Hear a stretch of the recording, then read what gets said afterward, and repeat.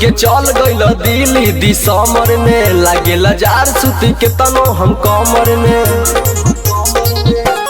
ए राजा छोड़ी के चल गइल दिल्ली दिसंबर में, लागेला जार सुती के तनो हम कमर में।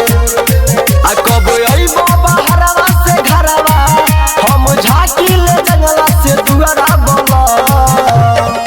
कौन करेला नौकरिया तू खुशी के कलम, हम फुकी फुकी तापी ले पुअरा बलम। कौन करेला नौकरिया तू खुशी के कलम, रोज फुकी फुकी तापी ले पुअरा बलम।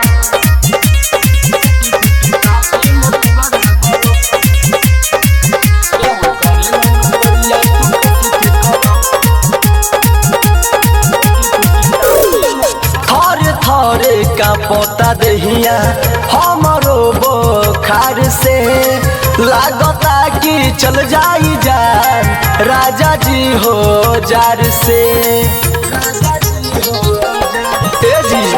थर थरे का पता दहिया हमरो बोखार से, लागता कि चल जाई जान राजा जी हो जार से।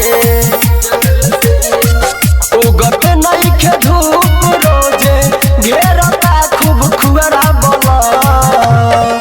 कौन करेला नौकरिया तू खुशी के कलम, हम फुकी फुकी तापी ले पुअरा बलम। कौन करेला नौकरिया तू खुशी के कलम, रोज फुकी फुकी तापी ले पुअरा बलम।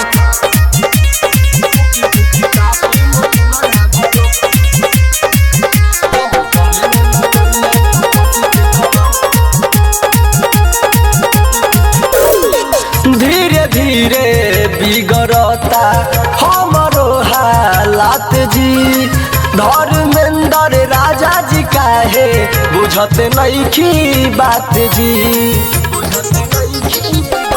ए राजा धीरे धीरे बिगड़ता हमरो हालात जी, धर्मेंद्र राजा जी काहे बुझत नइखी बात जी। राइटर चंद सवर से हम मंगाइल रोजो पुअरा बला। कौन करेला नौकरिया तू खुशी के कलम, हम फुकी फुकी तापी ले पुअरा बलम। कौन करेला नौकरिया तू खुशी के कलम, रोज फुकी फुकी तापी ले पुअरा बलम। आई बाकी नहीं हर जाई।